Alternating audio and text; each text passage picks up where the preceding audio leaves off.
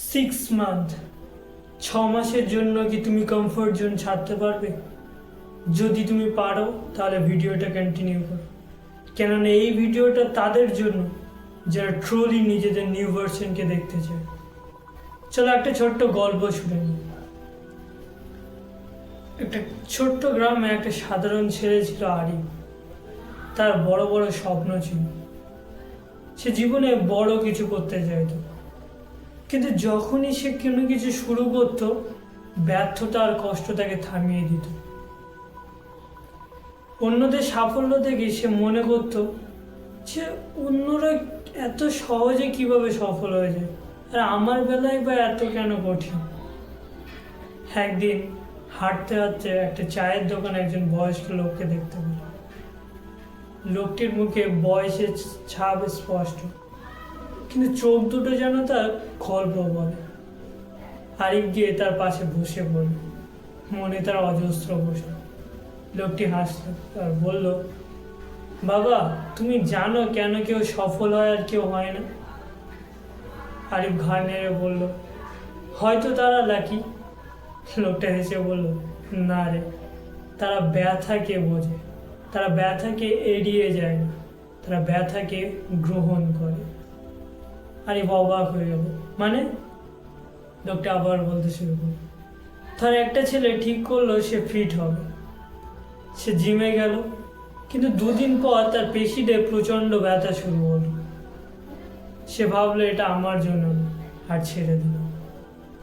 আর একজন, সে একই ব্যথা অনুভব করলো, কিন্তু প্রতিদিন সে জিমে যেতে থাকে। তাহলে বলতো কে ফিট হবে? আরিফ একটু ভেবে বলল, দ্বিতীয় জন। লোকটি মাথা নাড়ল। ঠিক জীবনের ক্ষেত্রেও একই নিয়ম। ব্যথা তোমার শত্রু না, বরং তোমার শিক্ষক। ফেলিয়ার, স্ট্রাগল, স্লিপলেস নাইট এগুলো তোমাকে তৈরি করে। কিন্তু বেশিরভাগ মানুষই ব্যথা পেলে হার মেনে যায়। তারা প্ল্যান তৈরি করে ঠিকই, কিন্তু চ্যালেঞ্জেস আলে থেমে যায়।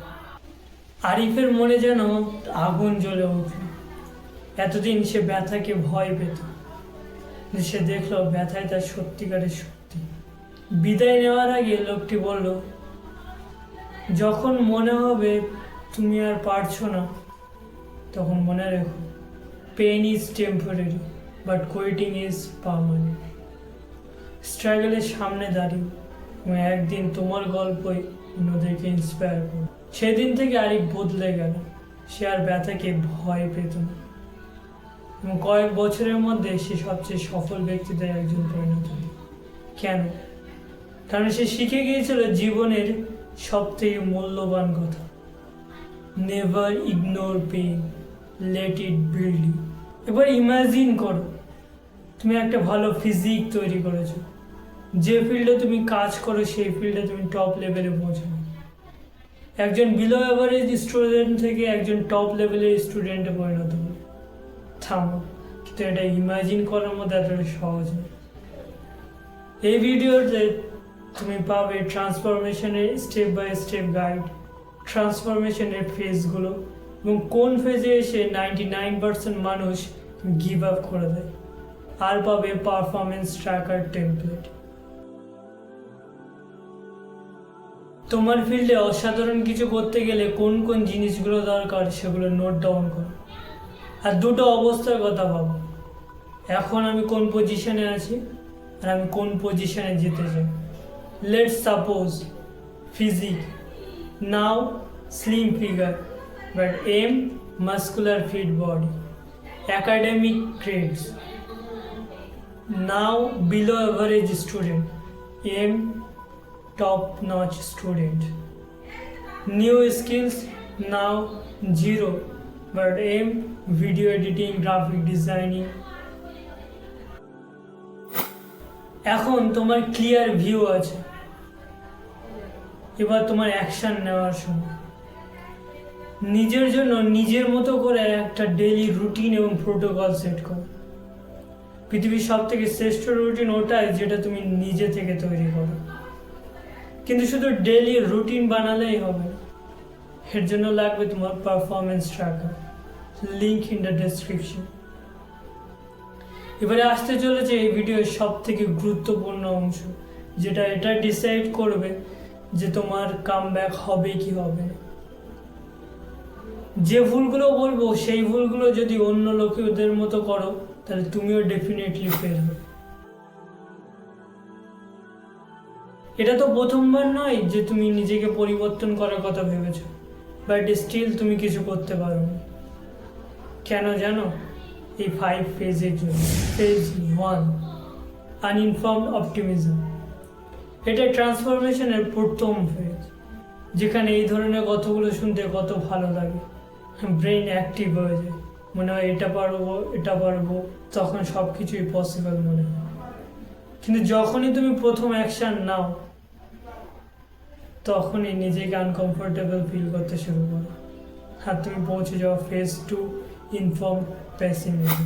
এখানে তুমি বুঝতে পারো তুমি যে ভেবেছিলে তা অতটা সোজা না। এখানে অনেক পেইন আছে, নিজের মনকে মেরে, নিজের ডিজায়ারকে মেরে, নিজের মাইন্ডের এগেনস্ট গিয়ে কাজ করা তোমাকে ফিজিক্যালি এবং মেন্টালি অনেক কষ্ট দেয়। কিন্তু যে কোনো প্রকারে তোমার উইল পাওয়ারের সাহায্যে এক দিন কেটে যায়, ওই পেন তুমি সহ্য করতে পারো এবং পৌঁছে যাও ফেজ 3, ভ্যালি অফ ডিসপেয়ার। এটা ওই পয়েন্ট যেখানে 99% মানুষ রেস থেকে বেরিয়ে যায়। তুমি ভাবো কেন কিছু মানুষ এত এগিয়ে যায়, কেন তারা এত ডিসিপ্লিন হয়ে ওঠে, কিভাবে তারা গ্রেটনেস অ্যাচিভ করে? কারণ এটাই যে তারা এই ফেজে গিভ আপ করে না। এত সময় তুমি উইল পাওয়ারের ভরসায় টিকেছিলে, কিন্তু ধীরে ধীরে যখন তোমার উইল পাওয়ারে শেষ হয়ে গেল তখন তোমার কাছে গিভ আপ করা ছাড়া আর কোনো অপশান থাকে না। কিন্তু যারা এই ফেজটাকে পার করে যায় তারা কিভাবে করে, কে করায়, এটা হলো এর পিছনে লুকিয়ে থাকা রিজন, যে কারণের জন্য তুমি এটা শুরু করেছিলে। যদি তোমার কাছে খুবই একটা স্ট্রং রিজন থাকে তাহলে তুমি এই ফেজটা পার করে যাবে এবং পৌঁছে যাবে ফেজ 4, ইনফর্মড অপটিমিজম। এখানে তুমি আগের পজিটিভিটি এবং কনফিডেন্স ফিরে পাবে। তবে এটা লোকের কথা শুনে না বা মাইন্ডে জাস্ট ফিল করে না, এটা তোমার হার্ডওয়ার্ক এবং স্ট্রাগলের জন্য আসে। এই ফেজটাতে তুমি নিজেকে প্রাউড ফিল করতে শুরু করো, কারণ তুমি গিভ আপ করো। অল্প কিছু হলেও রেজাল্ট ক্লিয়ারলি দেখতে পাও এবং ধীরে ধীরে তুমি এটা কন্টিনিউ করো আর পৌঁছে যাও last phase, phase 5, success and fulfilment.